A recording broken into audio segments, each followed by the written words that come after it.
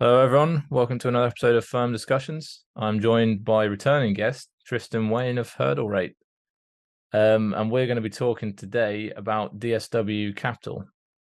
We went into quite a bit of. I recommend going back to the previous episode I did with Tristan, where we went into quite a lot of detail at the beginning about his background and stuff like that. And we'll get Tristan, I'm sure at the end will hand off and tell us where we can go to find out more about him at the end. But how about this time, Tristan, we just get straight into to the company. So do you want to just give us an overview of DSW Capital to start off with? What's their business model, etc.? Yeah, sure can. So first off, obviously, thanks for having me back on. It's my pleasure. Didn't expect to be on so soon.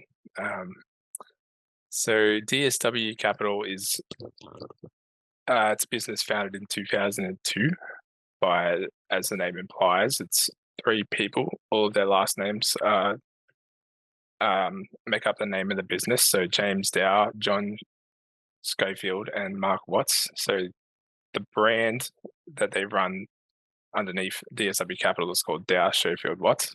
So it's the last name of the three founders. And they're all ex-partners of KPMG. So they left KPMG in 2002 and decided that they wanted to make a business model that was different. And effectively, it's a business model that's geared towards people that want to be more entrepreneurial and in spirit, if that makes sense. So the way they do that is DSW Capital is a service entity for these professional service firms. So they provide centralized support, which might include HR, marketing, IT, and finance. They also provide the branding. They provide funding for like the first year or two of a startup. So if you're leaving from a competing firm in a more traditional model where you're an employee, they'll actually fund your wages for the first year or two. So that's an investment on their part. But they also get an access. You also have access to like the rest of all of the other employees in the network. So, there's some knowledge sharing elements there and client referral as well. So the service entity, they generate, that's the listed entity, by the way. It generates revenue through a license fee, predominantly. It's charged as a percentage of revenue in addition to a profit share in some cases. So the split of which it varies from firm to firm. The cost base is minimal. They only have a few sort of employees in that service entity and then the board of directors and executive team. And it's all in just one office, so relatively capital light. They don't share in the cost base of the firms that they provide license like services to. So and also they don't share in the working capital as well. So all of their working capital are just debtors associated with the license fees that they bill these firms, which are billed quarterly. And then profit distributions. If they take an ownership stake, then they'll get a profit distribution. There's debtors related to that, and then there's also if they make startup funding, that's typically treated as a debtor because they'll just pay that back as they start to earn some profits. So on that, actually, just to inject on that, so with the startup funding, how is that repaid? Is it does it just effectively come from the license fees, or is there additional? Does that have to be paid up front before the license? On top of the license fees. I'm pretty sure license fees is its own thing, right? So you have to pay that regardless. But because it's basically the license fee is in return for the services provided by the parent entity. It's like irrespective of the startup funding. So if you think of like an employee in a peer, they're sort of just going away as an employee that are sort of not having a good time, and the Australia bots approaches them. Just think of it as a traditional lateral hire type of model, and then they approach them. They propose what their model is, and then this employee gets recruited by Dow Schofield Watts, and then they're the 100% equity owner in their own business. So they've just signed an agreement to get these services from Dow Schofield Watts. in return for like paying them a license fee. And then if they need it, then they can have their drawings backed for a year or two, and DSW Watts will basically provide them with finance for the startup of the business. Think of it as actually it's interest-free finance, I believe. So they typically pay that back within like a 3-year period. So it's a relatively good investment for them. But So it's yeah, I not. guess So to that's answer your kind of question. like because it's the confusion perhaps is that because there's sort of there's different variants of how they acquire people, aren't there? Sometimes they'll take a team, and so there'll be a partner coming across, and then they'll have some employee salaries they'll bring as well when they set up like a licensee practice. And then so I'm guessing like the startup funding would kind of like pay the salaries of the people they bring over or something to with them. Yeah, I mean, think of it this way: like, there's the equity owners in that new business, and then they can also hire their own employees. So obviously, those employees have a more of a traditional arrangement of like a wage, and the principals of the licensee, they pay the license fee, and it's their wages that are backed, not the wages of the employees that they hire. Okay. And I think I read somewhere that the sort of maximum they've done for startup funding so far has been like £250,000 or something pounds, isn't it? Is that about right? Yeah, and that was actually for a 5-person team, so Okay. it's more like 50K a head. So they actually have this initiative, I'll call it, called the breakout fee incentive, and they're calling it a $50,000 golden handshake. It's pretty much exactly what I just explained, where you're funding their usual like sort of wages that they would take for up to a $50,000 grant, essentially. Okay. Um, So that is kind of a grant and rather than that one in particular is a grant rather than a loan then, is it? The breakout um, incentive. I mean, they call it as incentive. I think it is actually like a debtor. It'll go back to the ISO, but what's it eventually? So I guess Yeah. it's more of Yeah. a Well, it's an investment. The interest-free return loan. on the investment is the fees that come in and pay for it eventually. Just like you invest in starting a new store or something, you get that money over time from the store Yeah, revenue or whatever. Yeah. yeah. I think if you think of it as a sort of we'll fast forward your business 2 years in advance, that type of thing. Like you won't have to put up with the first 2 years of stress associated with, oh, am I going to make this Hmm. worthwhile? It's going to help a lot to have that capital. And it Um, allows them to get partners that they potentially wouldn't have got otherwise if they didn't offer it. So yeah, it should be seen as an investment from DSW's point of view, I guess. Yeah. yeah, I guess you could think of it as an employee acquisition cost, essentially. Yeah. Yeah. Um, so yeah, these licensees, they get to use the brand, the Dow Schofield Watts brand. So most licensees adopt this. They're in some cases they have acquired other firms and they retain their own brand. So there's a firm called Camley, which they acquired 2-3 years ago, and then there's another firm just recently they acquired. It's called Bridgewood, and I that's saw an that. Yeah. insolvency firm, and they retain the brand Bridgewood. So uh, they can utilize their own model across like many different disciplines. So, like I just said, there's a corporate finance firm, and then there's like a insolvency firm. They have a bunch of other service lines as well. They have a VC business, for example. They do financial due diligence, so that's basically sort of all of the research behind the M&A. Yeah, there are a bunch of other service lines as well. So there's a wealth planning guy, and yeah, it scales down. So corporate finance is their bread and butter. That's where they started, um, and it's by far their largest division at the time of recording. So they consistently rank in the top 20 corporate advisory firms in the UK in terms of deal volume.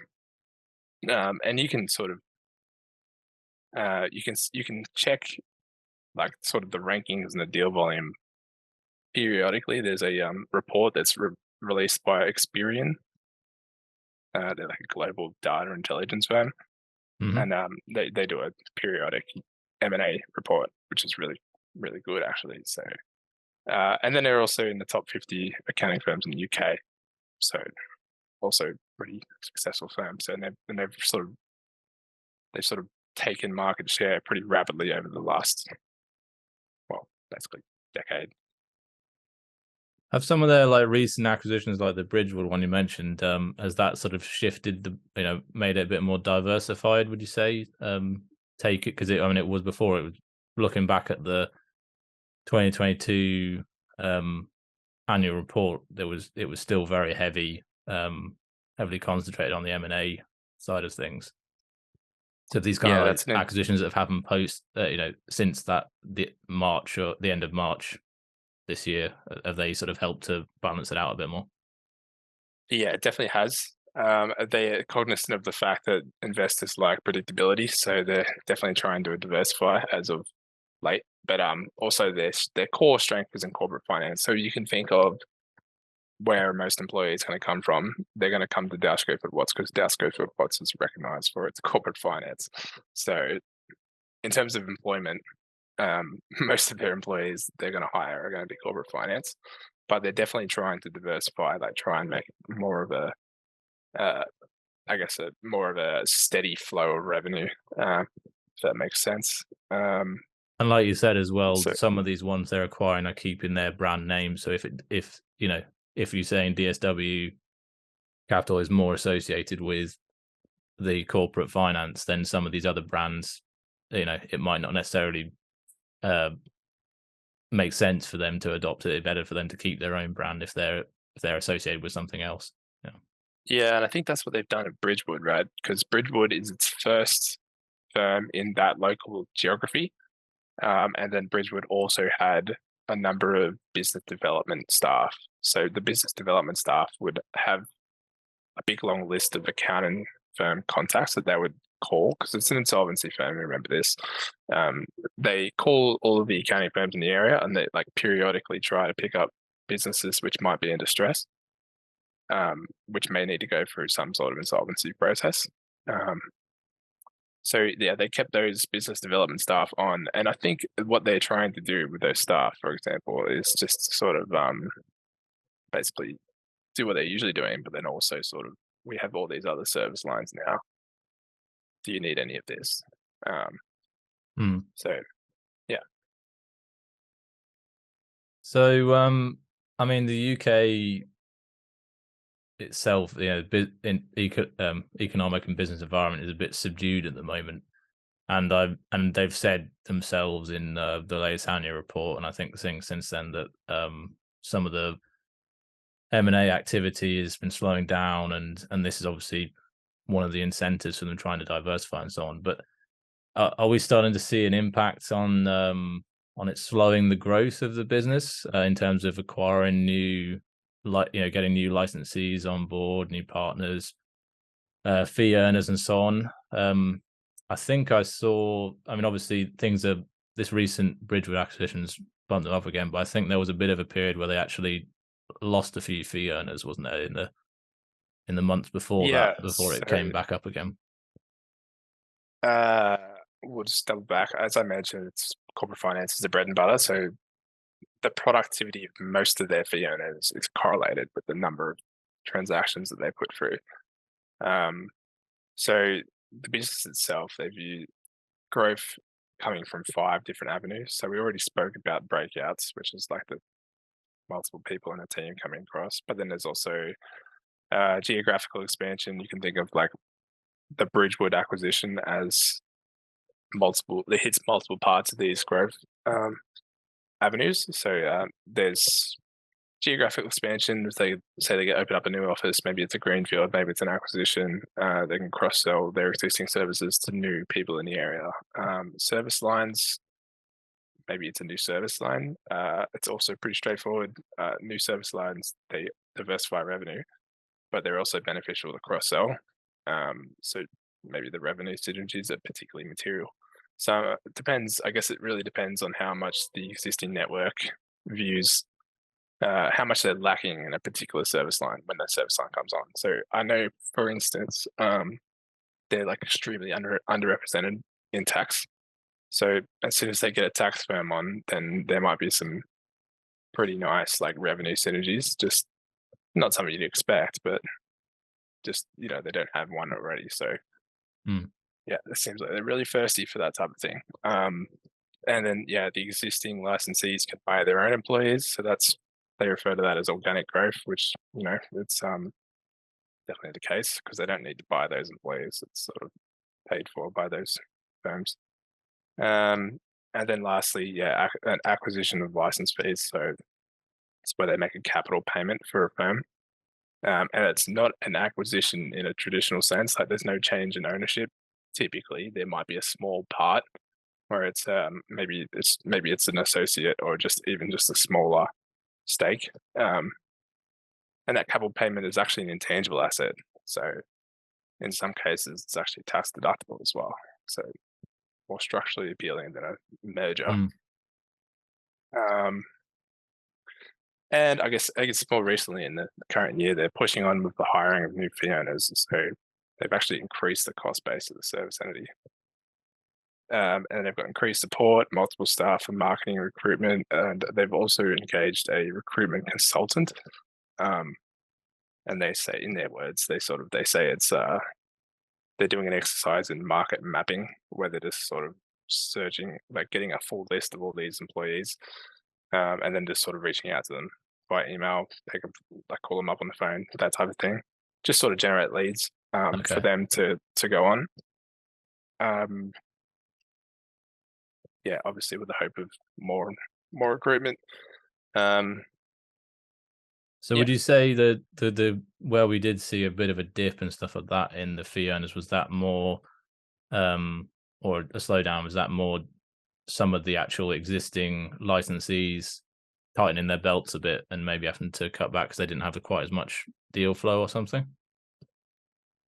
Yeah, I mean, it could very well be the case. So most of the churn they see is actually if you think of it as like they have all these partners, I think they have around 40 partners now. And then the rest of their employees are employees of those partners. Mm. Like the partners are all equity owners and no licensees. And most of the churn is actually happening in all of the employees that don't own equity. So I think when I spoke to him last, he actually referred to, he thinks on average they lose one partner a year. So if you sort of do the numbers now, then that might be like 3% churn in partners. But their actual full attrition rate is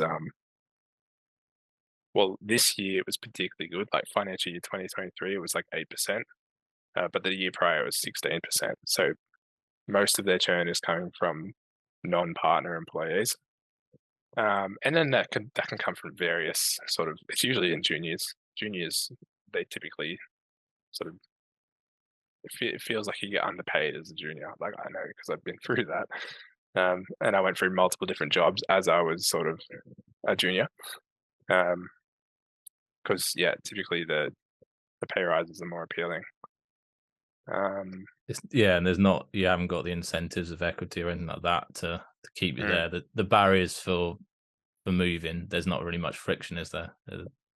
yeah, no, nothing. Pretty copy and paste roles and stuff like that. It's not because you're doing working for external clients and stuff. It's not like you've learned the internal systems of the company and therefore you've built up that extra expertise or something like maybe you'd have in Yeah, some I other mean, there's a few industries. things to this, right? So when you start a business, you obviously it's hard to reverse yourself because you've got all these clients that depend on you.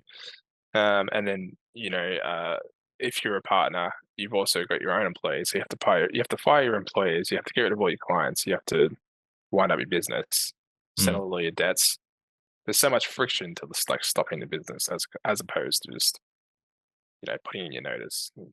3 weeks later, you go onto another business. You're an employee in your firm. So it makes plenty of sense that employees are more churn than partners. Yeah.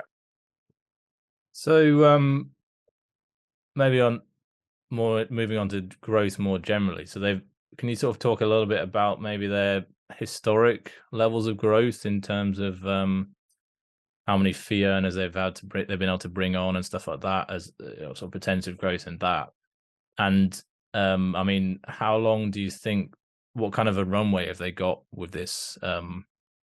How big is their market, and at what sort of point are they going to start butting up against their competition to the point where maybe their growth slows down? Or is there a point Um, in the foreseeable future where that would happen? so I'm just trying to look for the actual numbers. They have a video on YouTube which actually shows you their fee earners in almost every year since inception. They just skipped the sort of first 10 years. They only give you like 2 or 3 years in that period. But pretty much from 2013 onwards, they give you the fee earners in every single year. And it's basically compounded around the rate of sort of 13-15% a year. Um, and if you can think, like, you have volume growth in the number of fee earners, but you also have revenue per fee owner. So as inflation grows, there's more tailwind to increasing those fees. So there's an element of pricing growth, not necessarily pricing power, but pricing growth just generally in line with inflation. And then there's volume growth as well.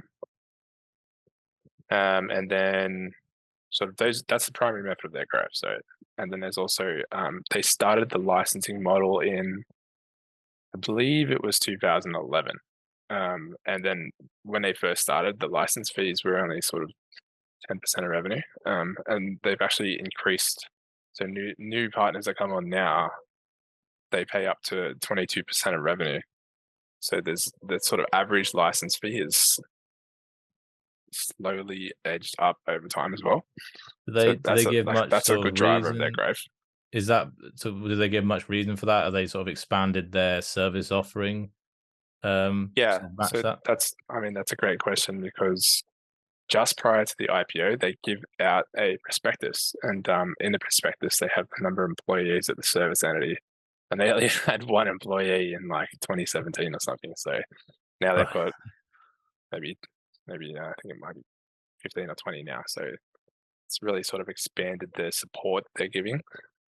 So it makes a lot of sense to increase the fees in conjunction with the increased support that they're giving the firms. I think they've now got like an IT team and everything, haven't they? Yeah, Quite a that's bit right. more than the perhaps they were offering in the past, where it was just largely the brand name. Yep. Cool. So yeah, on the the subject then of how far do you think they could go, and what sort of point do you think they're going to have?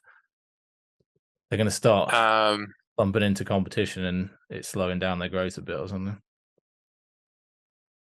yeah, I had some notes on this. Um, so just at the moment, they've got just over 100 fee owners, and I think there's substantial opportunity for them to grow. So James has stated that there's about 40 service lines in which he would be interested in being involved in. Just for reference, the firm currently they're involved in 11, and well, most of those are a sort of single digit count of employees, so like they're barely involved. And they have a good deal of both the UK and Scotland in terms of geographic reach, which remains untouched.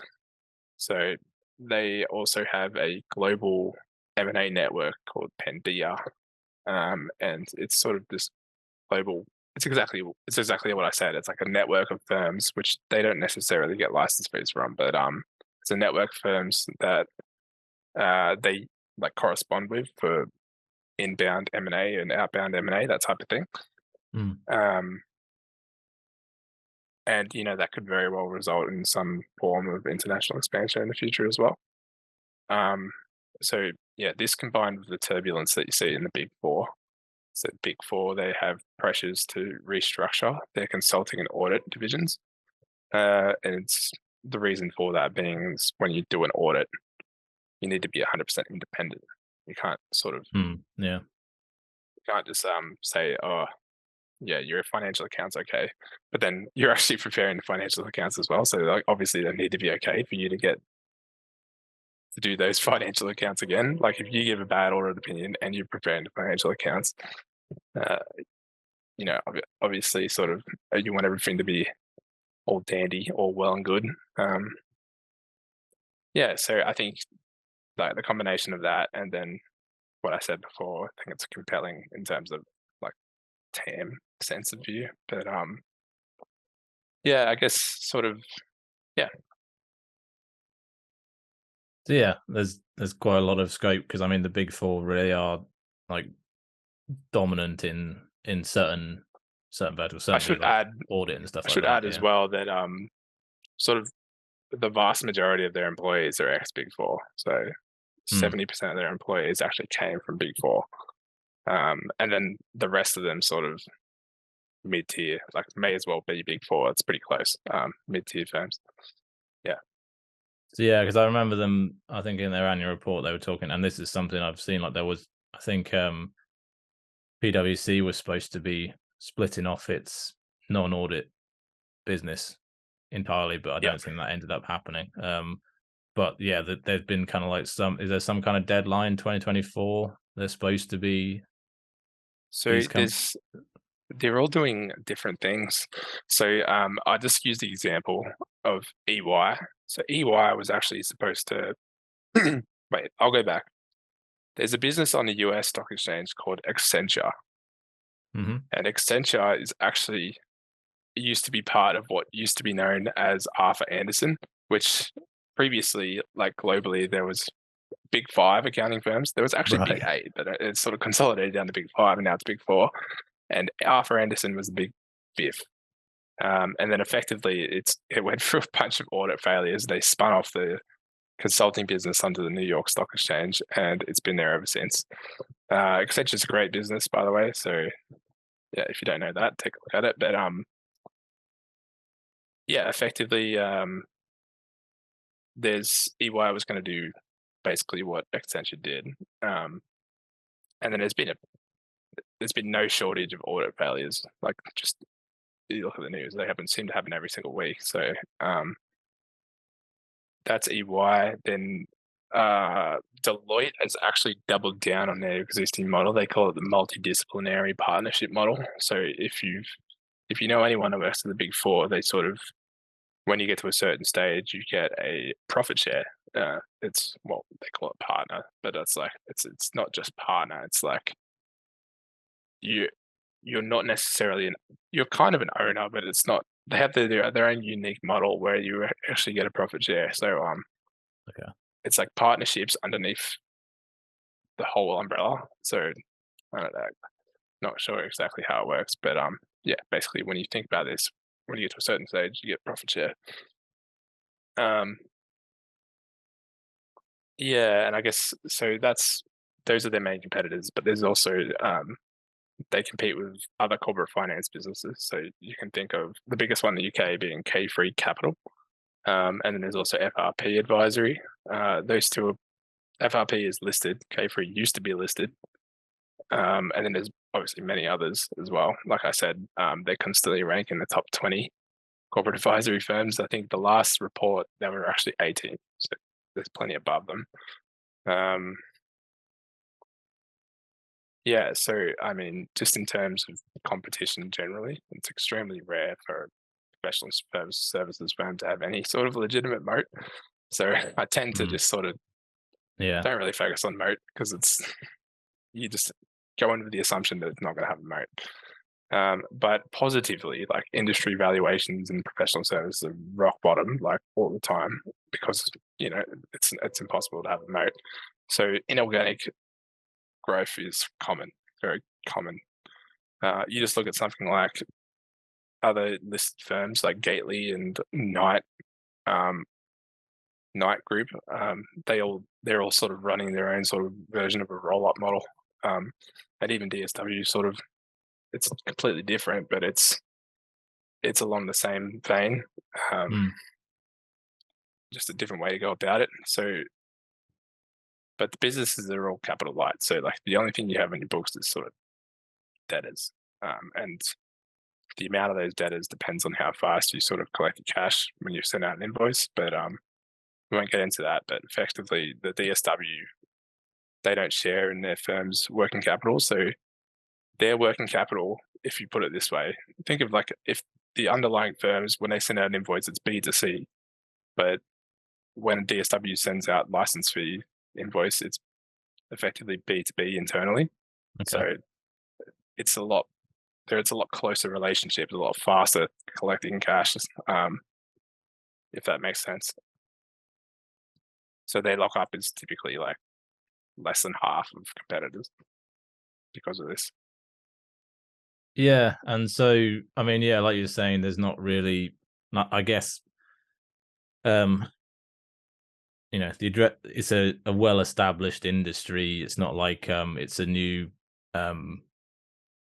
service. They're not offering like brand new services that aren't already in place. They're effectively just trying to draw in partners that are going from who would be working either independently or for other firms doing the same, getting the same kind of deals and trying to bring them in and expand their band. And so effectively they're having to, it's a competitive thing. They're having to take market share away from their competitors anyway. So that's where the growth's going to come from ultimately, is competitors losing out beyond just the UK economy doing well and there being more business for everybody or whatever. Yeah, I think we'll go back to their model. It's unique as well. There's not many of these people going around that do like a platform model like DSW. Like they don't do like a. You can think of this as I call it a platform model, but it's really like sort of a franchisee model.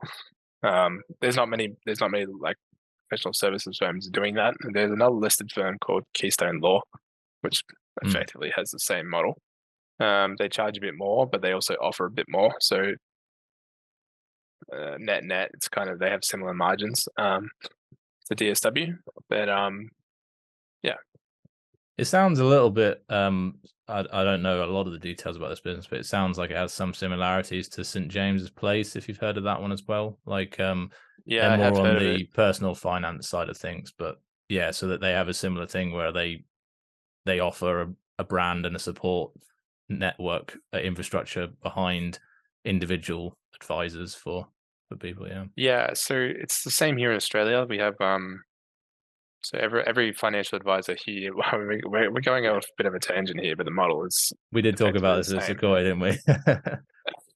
Yeah. Yeah, I think we did. So maybe you just go watch that video. But effectively, the just in brief, the financial services license, you need to have one of those. And what typically happens is there'll be businesses that solely exist to hold the license and provide compliance services to advisors. So the advisors, they don't want to go out and get their own license because it's expensive. So the licensees effectively they'll hold the license, and because they can offer all these services in at scale, like the Mm. license cost is minimal per advisor, if that makes sense. So they kind of spread the cost. And then in return for that, they usually take a percentage of revenue. So same as DSW. So does that, yeah, so that's probably a good thing to address. And so is there like a similar thing that for these sort of corporate advisory services, do you have to be licensed to provide those as well? Not that I know of. There is some service lines that are more regulated than others, but I'm pretty sure corporate advisory has limited sort of professional body, if you want to call it that. So, like, obviously, I'm not an expert on UK, so maybe I could be wrong here, but insolvency in particular, I'm pretty sure you need to have something for that. Um, and then I can imagine that tax you definitely do, but Mm. I'm pretty sure corporate advisory and the sort of higher level, more consulting type work, it's typically actually like management consulting, for example.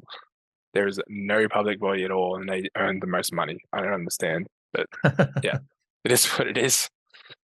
Well, I suppose they think they're dealing with businesses that should, should know better. They're not as businesses that they'll be dealing with aren't as vulnerable as individuals or something. Yeah.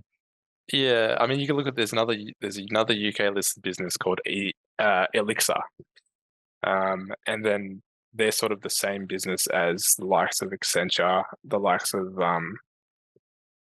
what other firms is there? Maybe I guess by extension, maybe IBM can can be put in that bucket, but basically all of their employees are just sort of really smart people that don't have any particular reason to be offering the service that they do. Like there's no education in particular, or no, no professional body, no certificates that they need to do that effectively. Mm. Yeah. Cool. So maybe we can like shift gears a little bit and just talk about the company's sort of capital allocation. So how much are they spending at the moment on growing the business, and sort of what form does this investment take? And then I guess after that, maybe if they're not in the money they're not spending on investing, what are they doing with it? Are they returning it to shareholders? Yeah, so we'll go from the period of IPO to present, because I think pre-IPO it's completely different. Hmm. Obviously, like everyone pre-IPO is probably taking all the money out. Probably taking 100%, 101% of the money out, to be honest. But yeah. So just in terms of capital allocation, we'll start with like I don't know if you read the slide deck or the annual report, but they have a 70% payout ratio. Like that's a policy of theirs. They'll keep that constant. And that's 70% of their adjusted profit before tax. And their adjustments are predominantly related to pre-IPO share-based payments. So they're very light on adjustments. Sort of if you take out the expense that relates to that pre-IPO expense, then it's pretty minimal. Like it might be just a couple tens of thousands of dollars of adjustments, not that much. Because And yeah, it's all just on that point, there was like a pretty big share distribution to management, wasn't there? In the yeah, IPO, which kind of makes it look like the share-based payments are really high at the moment, but they should drop down to a more rational level yeah. If going if forward. you looked at their adjusted profit before tax, and then their profit, oh sorry, adjusted profit after, oh we'll go before tax, adjusted profit before tax and adjusted profit after tax. There's like a sort of the share-based payments might be like sort of 1/3 of the profit before tax, so that's Mm. obviously huge. But it's all related to pre-IPO issuance, so it's non-dilutive.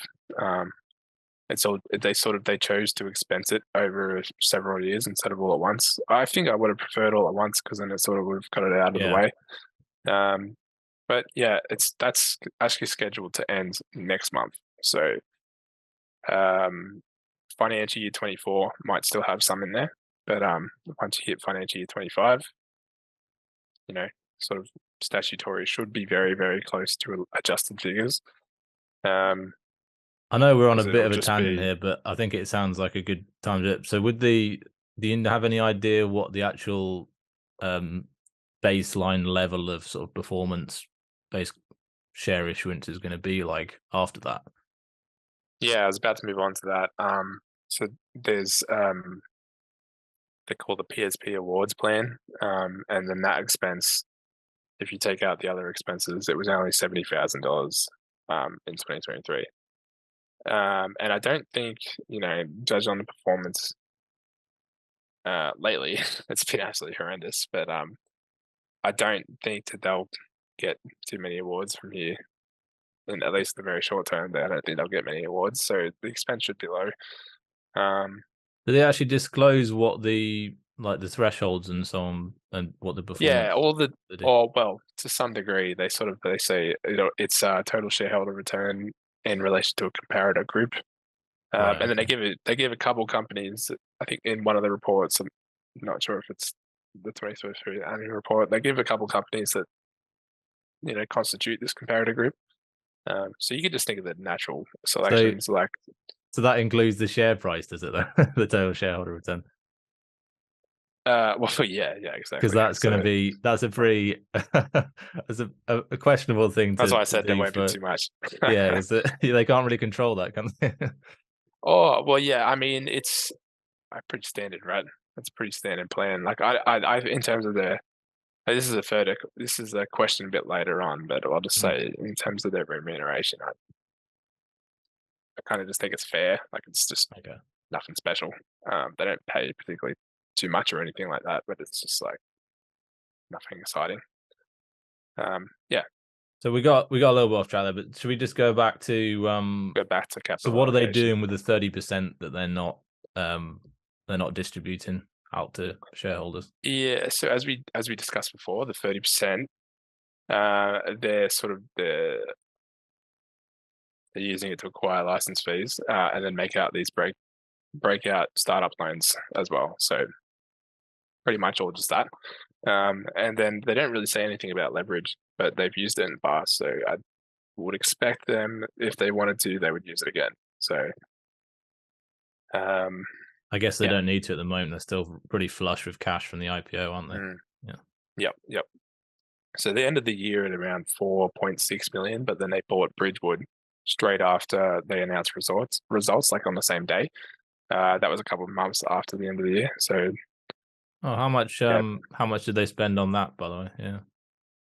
yeah, I think it's they said that after the deal they'll have 3 million in cash, but that includes, so I think they spent around 700K on acquiring the license fees, like that'll be an intangible asset. And then they spent the rest on actually giving a loan to like facilitate a management buyout. So there's been a change of Right. like there's been a vendor who's old, he wanted to sort of take a back seat effectively. And there's two like senior managers that have sort of stepped up. That makes sense. And there's all that their loan has sort of facilitated that buy-in, if that makes sense. So And that is money that will they pay that effectively loan come back back over as time. well. Then that is Yeah, money that but will come it's like back to it's them anyway. pretty Yeah. long term. Like I don't think there's actually a term on the loan, so I don't know when that'll come back. Probably a while. If we're lucky, maybe sooner rather than later. But there is an interest rate on that loan, so Okay. it's not complete free money, but yeah, just commercial terms. Sort of maybe these days it might be sort of 10-11%. Yeah. Okay. Cool. Uh, Yeah. maybe I'll just touch on as well. And then obviously all of that is in organic growth, the amount they spend, but there's also the organic growth. So the licensees hiring their own employees. If rates increase, and then if the license fee increases as well, like the average license fee across the group. Yeah. And I suppose if the fees that they charge as well grow. I think I touched everything there. Yeah. Yeah. So they're not just sitting on the cash that they had, because they had quite a bit. It was like around about 5 million or something, wasn't it? Yeah, they raised 5.1, and then after expenses it's like 4.8 or 4.9. Okay. So It's that's sort not of just like, been they're not just sitting on that. That's been used to try and fuel growth. So they're going above and beyond just the 30% of adjusted profits before tax or whatever. yeah. They're spending. Yeah. Yeah, so obviously, they got more cash than they know what to deal with, so they'll spend more than they have in earnings, effectively, for at least until they use it. And in terms of like cash generation, I mean, I think it was like their operations generated like 1.4 million or something last year, didn't they? It was quite considerable when you look at it on the base of their. We'll get onto valuation later, but on the basis of their market cap and stuff, it's quite a good. Yeah, I mean, it's probably a good segue, but we'll probably touch on the next question first, I guess. Yeah. Yeah. So yeah, do you want to just like give us an overview of management then? So I guess I think at least one of the original founding members or something is still directly involved in management. He's the CEO, isn't he? And then the rest, I don't know what's happened with the other ones. They just seem to be more taking a backseat role, or one of them's a non-executive director, stuff like that. Yep. So, as I mentioned, it's the three founders that started the business. So James is the CEO, as you know.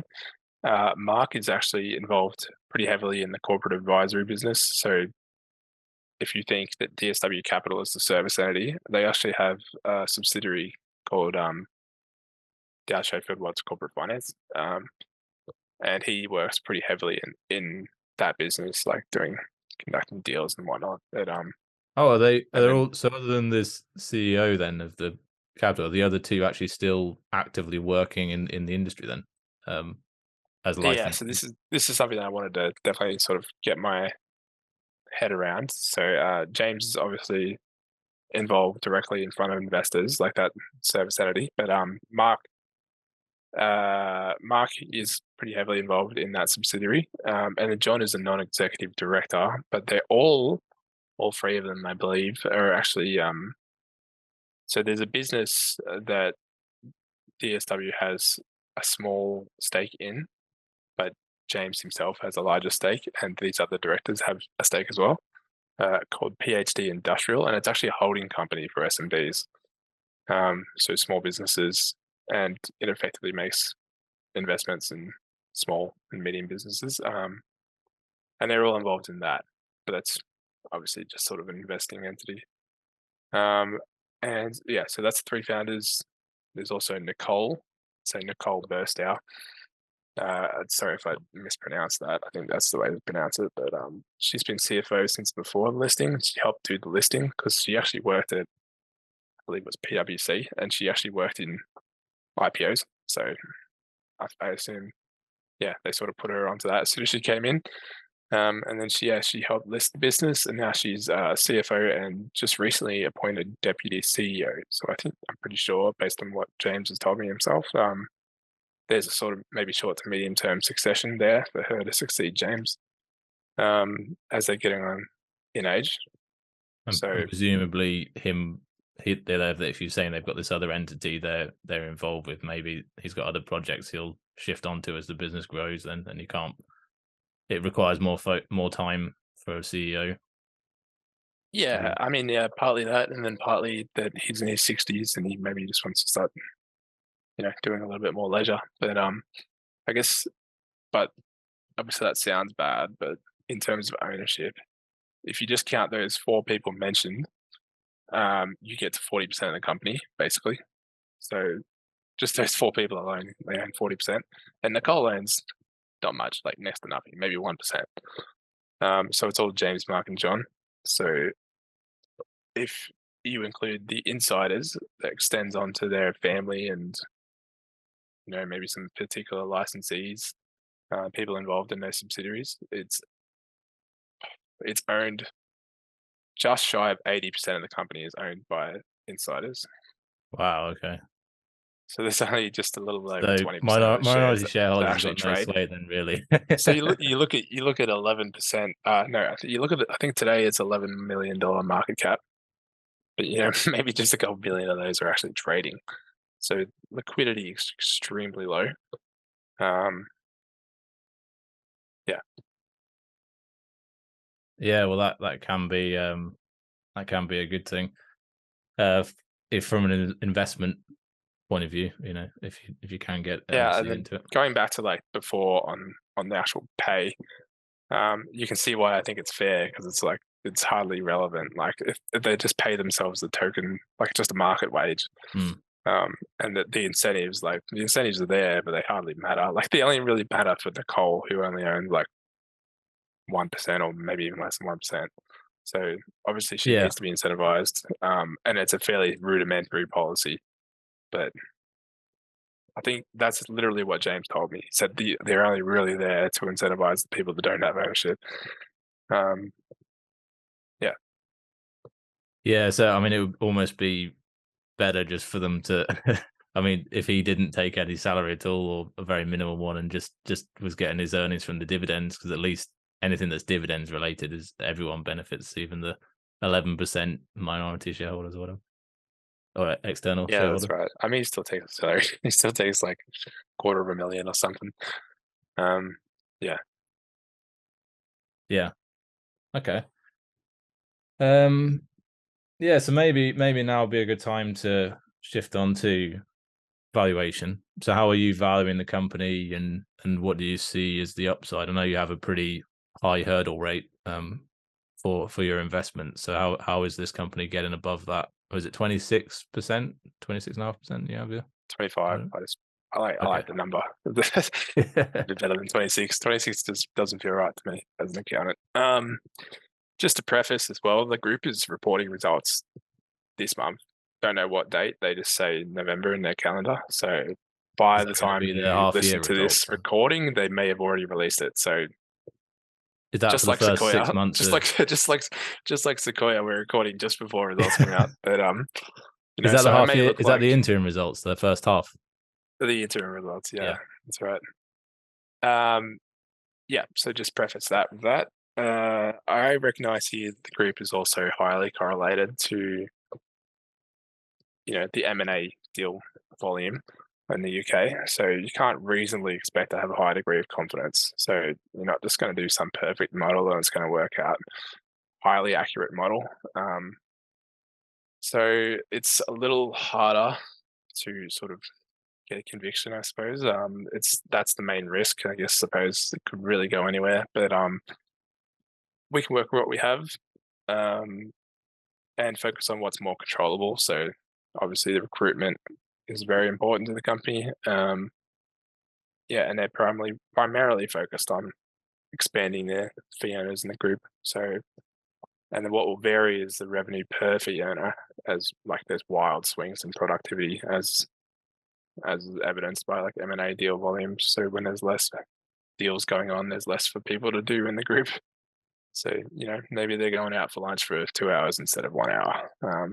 So back in like 2021, it was like another 20 or 30 grand per owner, fee owner, wasn't it, or something?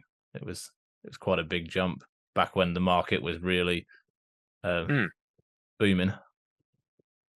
Yeah, and you say it's booming, but I actually don't think that's particularly unique here. Like on an inflation-based, maybe I'll touch on this. I'll touch on this after. I'll move on to this next point first. But Yeah. Sorry. yeah. So the revenue per fee owner will vary, but the cost base should be relatively stable in comparison. At the moment, they're hiring more at the service entity, but just like in a like for like basis, there should be very little change in the cost base. Uh, but because there's so few employees at the service entity, just even a single employee, two employees can make a massive change to the cost base. So as it scales, that variability might be a little smoother, but I would expect just in a normal year, it's sort of that to be a lot more stable than the revenue. Um, and then there's obviously public company cost. So I don't know if you know this, but in the UK, there's like $500,000 to list a company and like stay on the exchange. And obviously, to DSW, that's a big cost. So as they grow, I would expect some element of operational gearing, some element of margin expansion in the assumption that the revenue per fee owner will just stay stable. Is it 500,000 ongoing? Is that what the ongoing cost I'm is? pretty sure, yeah, that's Right. the AIM cost. I like to monitor the M&A market through, like I said, the Experian report, but I also like to look at the Office of National Statistics. They have M&A market like activity as well.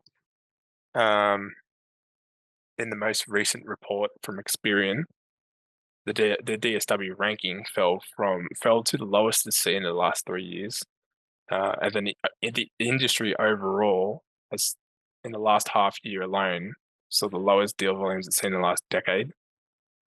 So I think that's pretty telling. Deal volumes were down 23% year on year, and then in comparison, because DSW lost its ranking, they actually lost more because they lost more market share.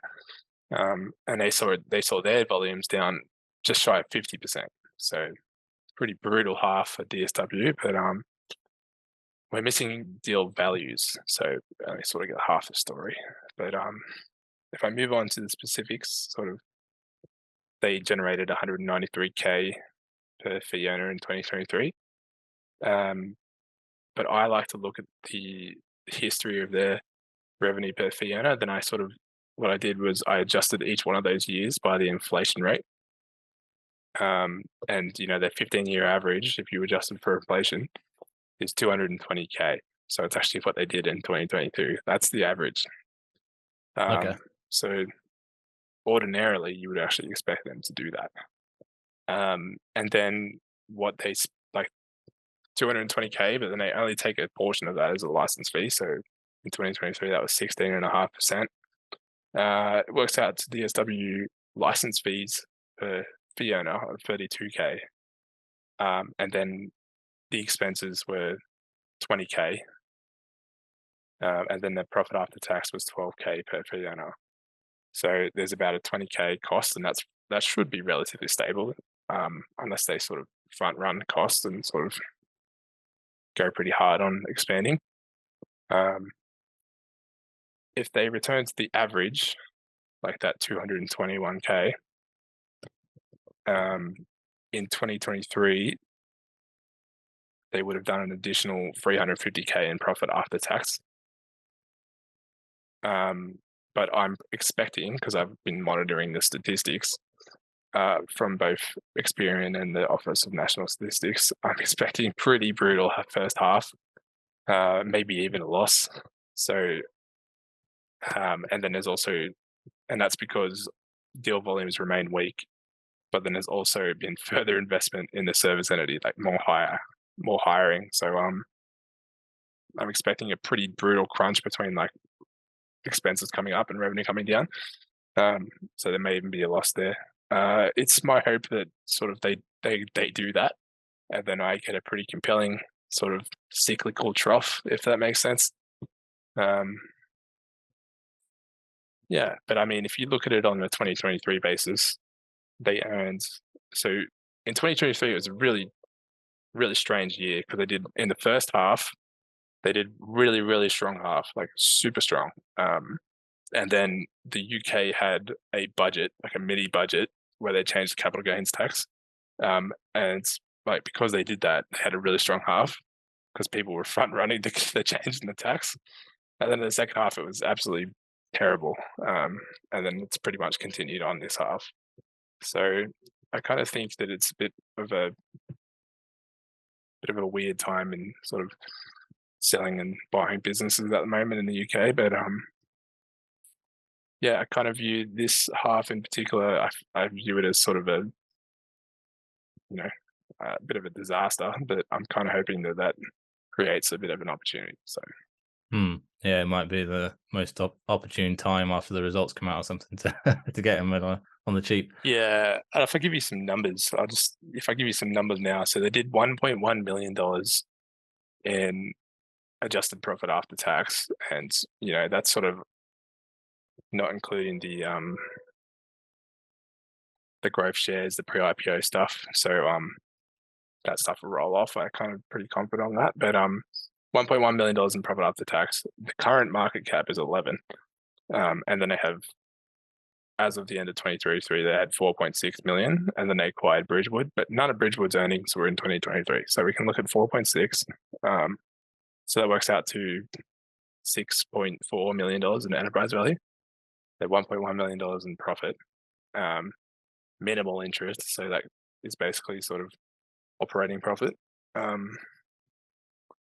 Yeah, so like, what's that, 6 times earnings? And then if they return to average revenue per fee owner, it might be more like 4 or 5.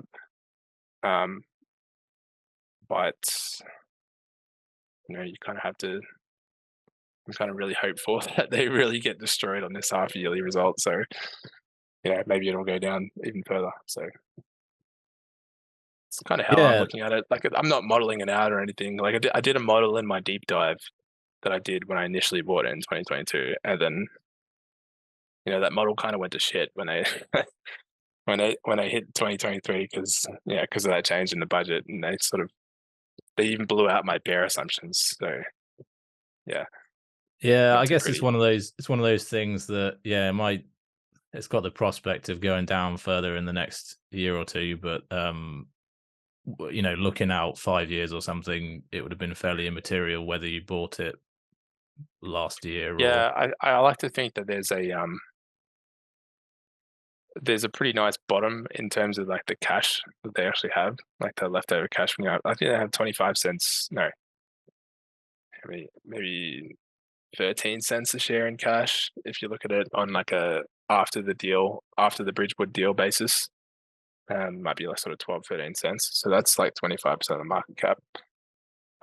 So I wouldn't I mean, I would love it to go past that, and I sort of buy this at net cash, but I Well, kind of view that as a do you think pretty good their bottom. investment with that cash is gonna slow down? No, Or do you no. think there's you see, because you're saying, that's your baseline, but if they end up going and spending that cash on further acquisitions and stuff, then that might disappear as well. Yeah, but you look at what they spent it on, and Bridgewood in particular, it's completely the opposite of what their main sort of revenue line Mm. is. Like Insolvency right now is booming because all these zombie companies are blowing up, so there's plenty of administrations going around. Because there's actually, I did a write up on this business called Begbie's Trainor. Mhm. They're the UK's basically the largest administrator in insolvency. Oh no, I think they're the second largest administrator, and then first largest in terms of like just liquidations, like the smaller sized, just the files. What do you call it? Compulsory liquidations. Yeah, I mean they're basically they're top of the market in what they do. But I in that analysis I took a really good look at the last sort of 20, 30 years of insolvency data. And then the last 12 months in particular, there's a really, really noticeable trend of rapidly increasing administrations because through the period where there was COVID, they effectively turned off debt. This is not unique to the UK. They turned off debt collection, the government in particular, and they sort of everyone sort of followed suit. They were like a little bit more lenient on creditors, effectively, because they wanted these businesses to survive.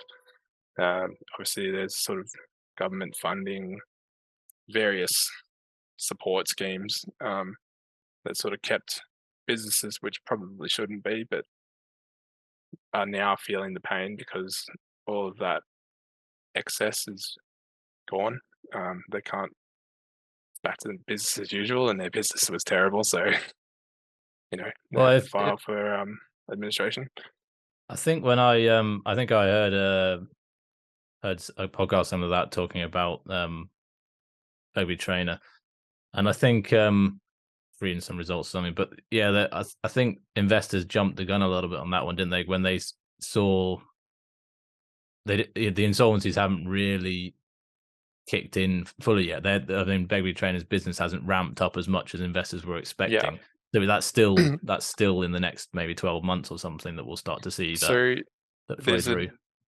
if you look at the data, they break it down by file type, and administrations are like that's the big sort of the big opportunity, and they're really sort of only really just recently sort of growing. Most of the growth in like insolvency over the past year or two has been in the very low value stuff that's like high turnover. Mm. So there's been very little sort of high margin, high value sort of administrations, at least in where they operate. But that has been growing as of late. So DSW, they do much the same thing. I think Bridgewood is it's obviously nothing nowhere near the size of Begbie's, but you can imagine that they do some small businesses as well. I don't know whether they do too many administrations. I'd be interested in looking at that data actually, but don't have it on hand at the moment. But there's actually a website. I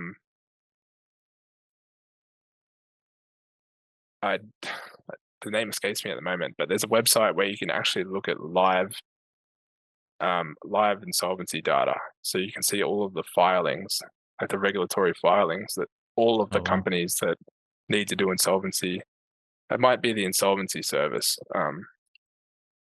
but you can effectively look at the real time insolvency, and there's a really really good search function in that on that website, and I effectively did it to because I did all this during the Begbie's write up, but oh, if you go to that write up, you'll see exactly what I'm talking about. But so maybe link that in the show notes or something. But in that page, you can search by company and by file type. So you can search exactly. You can search administrations. You can search these lower value deals. You can see exactly how many they've lodged effectively. So yeah, I think that's really good for seeing sort of trends because you can actually sort it by date as well. Yeah. So yeah, that might be going for you. It's good that DSW's got a Yeah, bit of exposure to that, or they'll because hopefully yeah, I capture mean some of that. they've got at this stage they got maybe 20 insolvency employees, and Okay, then actually quite a lot then. Yeah. yeah, because Bridgewood brought on 13, right? Oh well, 20. Look at their slides, but Are those it's definitely include? it's definitely in the mid, maybe high teens, but So yeah, those included in the fee earners, are they? Or only a few of those are going to be fee earners? yeah, it is. All right. I'm trying to get the number up to fact check myself, but uh, 20. Yep, that's right.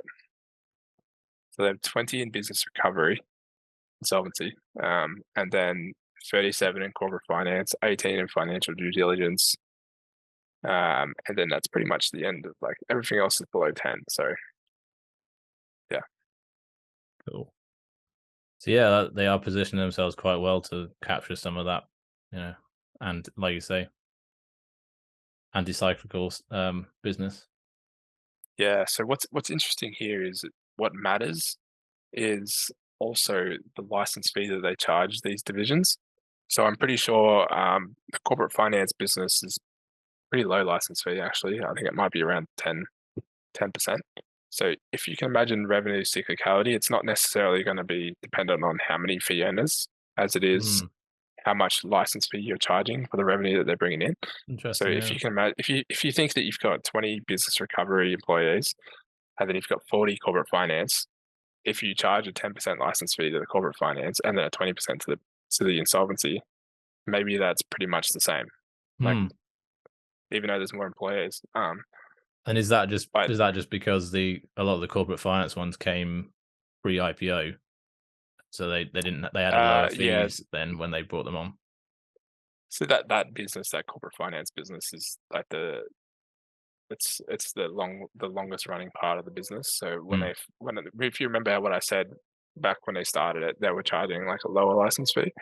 I imagine it's sort of just stayed, sort of just stuck around. But I'm pretty sure Bridgewood's not nowhere near that 20%. By the way, it's just sort of I'm just giving an example. But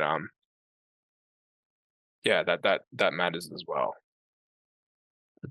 Bit of a tangent, but so going back to the license fees, then, so are the people that are on the 10% still being offered the same services as the new ones, or or is it the case of if they want to access the new back office services that they've sort of brought on post IPO with the new hires and so on, that they'd need to have a renegotiate the license fee or something to bring that back up? Oh, it's a good question. I don't have the answer to it, to be honest. But yeah, I think, from the best of my knowledge, it's everyone's But I on the same presume thing. they just So weren't providing those things to them, so I guess they were getting them elsewhere. They'll provide self-provisioning a lot of that stuff that's now come on. So I guess they'll continue to do that, but maybe that will be a source of some fee growth as well in the future if they start. yeah, I mean, semi-related, but so there's this really good note that their broker Shore Capital put out when they initially started covering them, and then in that broker note, like usually don't like broker notes, like they give unrealistic expectations, but in this broker note, they got a hold of some company data about the previous acquisition that they did with Camley, which is a corporate finance business. They retained their brand, so that deal, the details that they give in that note, very bizarre because the deal is extremely flexible. Like there's multiple parts to the. It's not just they didn't just purchase it. There's multiple parts to that deal. Like they purchased the license fees, they gave out a loan, and they also there's a profit share component. There's all these different Mm. components to the deal. It's not just like they're going out and buying it. It's like it's been negotiated. Like the Bridgewood is the same thing. Like they have that loan, and then they also acquired the license fees. There's multiple components to the deal. Like it's all through negotiation. Like there's not just some set standard method that they do the thing. And I think that's the benefit of having you know the ability to just acquire um, like a revenue, like they're not acquiring businesses. It's more of a negotiation where they pay for services. If that makes sense. Mm. Yeah. And I suppose in terms of like making acquisitions of new businesses like the Bridgewood one, now's an ideal. Well, maybe not the Bridgewood one because they might stand to benefit from the increase in insolvencies. But let's say they were to do other more, businesses that are a bit more depressed. So let's say they continue to build up something like the corporate finance, whatever. Now maybe they'd be able to secure better deals for these ones if they were to like, better terms for them or things like that. Maybe, although, well, I suppose that comes down to it's difficult because it's not like a traditional acquisition, isn't it? In a lot of these cases, it's like the Yeah. Bridgewood one. The capital that was provided was largely just a buyout loan, rather than getting an extra. They're not getting a big equity stake or anything in it as well. So it maybe Yeah. doesn't quite match, but yeah. So in the Bridgewood deal, for example, like I said, like the negotiations are really quite flexible. In the Bridgewood deal, they negotiated that they need to get a minimum of $130,000 per annum. So if you remember, they loaned out I think it was 800K actually, and then they bought the license fee on top of that. So maybe it's $1.5 million of capital deployed. So there's a minimum return there. Like that's a contractual minimum for that they need to pay them every year. Um, of what is that? Just 8% or something like that a year. Um, so they protected the downside in that deal really well. But yeah, you expect it to do more because it's in a booming Yeah, point in time. it probably is a good time to be fairly, have a decent amount of cash available for these kind of things. Where other, just in any kind of acquisition business, to be flush when cash when other people are tightening their belts and stuff can be the time to get the best kind of deals and stuff. But Yeah, well, I mean, their intention is to really to sort of use that cash to grow the service entity by the looks of it, and like really pump up recruitment, and then of it, like the recruitment doesn't just drive recruitment; it drives the possibility of acquiring license fees as well, because it's more of a just sort of a contact network. If that makes mm. sense. So maybe we'll move now to just.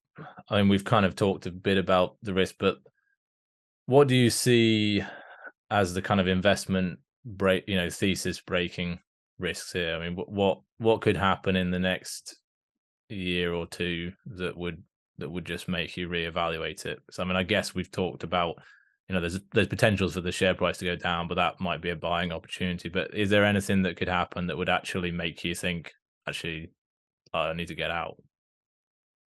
Um, I suppose the main really thing is like sustained weakness in the M&A market. And then if they sort of, I've thought about this reasonably, and there's a few things that may give me pause.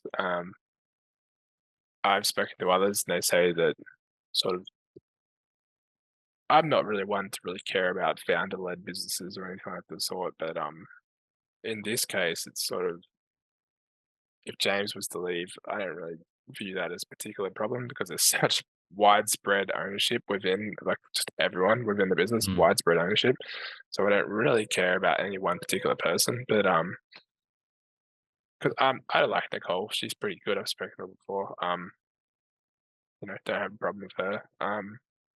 I'd be interested to know how she does with like capital allocation, but it's majority dividends, so it doesn't matter as much as some other businesses. But yeah, I suppose it's very real possibility of a. I just want to curse myself to say this word, but a take under as well. Um, so like that's where they sort of take it private, like the insiders take it Yeah. private. And obviously this one sort of can see a situation where that one may occur, just because of the widespread ownership. It'd vote through really easily, you know, kind of, Do yeah, you think part of that might that come is, if like because you're saying about the 500,000 listing fees, if it got to the stage where the fee income dropped off to a point where it was not really covering some of those or struggling to cover some of those expenses, then the insiders would just be going, well, let's just take let's just cut this expense, mm, delist ourselves effectively, and then take yeah, this as yeah, dividends instead. yeah, absolutely. It makes a lot of sense, right? Um, so yeah, if they fail to really sort of grow the fee earners at the rate that they're probably thinking internally when they were going to list. Because like just before they listed, they almost tripled the fee earners in like 3 or 4 years. Sorry, not tripled, doubled. But yeah, sort of no, tripled the revenue, doubled the revenue. Sorry, my bad. But yeah, there's if they fail to get the growth that they want to get. I guess with their stake as well, they wouldn't really need to do something like actually buy the shares on the market, on the open market or anything. They'd just be able to say, right, we're making this offer, it's been voted through, and everyone who's in that 11% has to accept it. So I guess that is the risk there, that you'd have to just hope they were decent enough to put a valuation on it that covered your cost basis, but or gave you some upside maybe. But I don't know. I guess the incentives are against them to do that. I guess it mainly comes down to like the more minority, well, even like the minority partners and stuff like that would still potentially they would still retain their shareholding when it went private again anyway, so they might not do anything. But maybe there's employees of the companies that have got stakes, and that they'd be worried about impacting them or something. I don't know. What do you think about that? Do you think there's a risk there that they would just they just do whatever if it went down to some crazy cheap price, they just say, oh, we're just going to pay that, not bother to actually pay a reasonable multiple or something? Yeah, I think that's a possibility. And there's also, I think this is remote, but there is the possibility of other companies approaching them to be, to acquire them. But I would like to think that that's remote because of the people involved and the stake that they have. But I tend to think the take under is a more likely possibility. But yeah, I suppose those are the two main things, like the cyclicality of the business, and then also the take under possibility. But I suppose just to a lesser extent as well, if there's high attrition in the employee base, um, obviously, like yeah, that one's pretty obvious. But if they keep investing in the service entity without any results, it could potentially go loss making. So there's a pretty good cash buffer there, so that if they ever did, for a short period of time, that's okay. But like if it's sustained weakness, then maybe eventually I'd give up on it. But yeah, pretty confident that won't happen. But yeah, it's a possibility.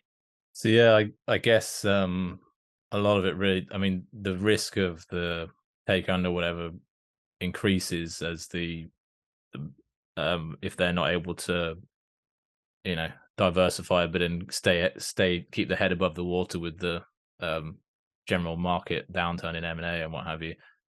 That kind Yeah, of I risk suppose. increases over time, doesn't it? But then if they are able to if the market turns quickly, then this is not really an issue, and things will probably quite quickly recover and share price wise and stuff. And if I mean, it's exactly the same reasoning as why you would repurchase shares or why you would delete shares. Like yeah, the share price goes down and the profits go down, the company's worth less.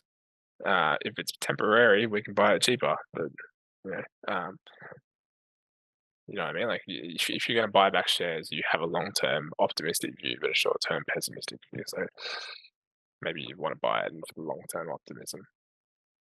yeah, I suppose they might do something. They might be doing it with because they only have 11% of the shares left to buy or something. That they might view it as 20. delist it and then relist it when the market's recovered or something. That might be the most cost effective way to save a couple of years of fees of paying whatever.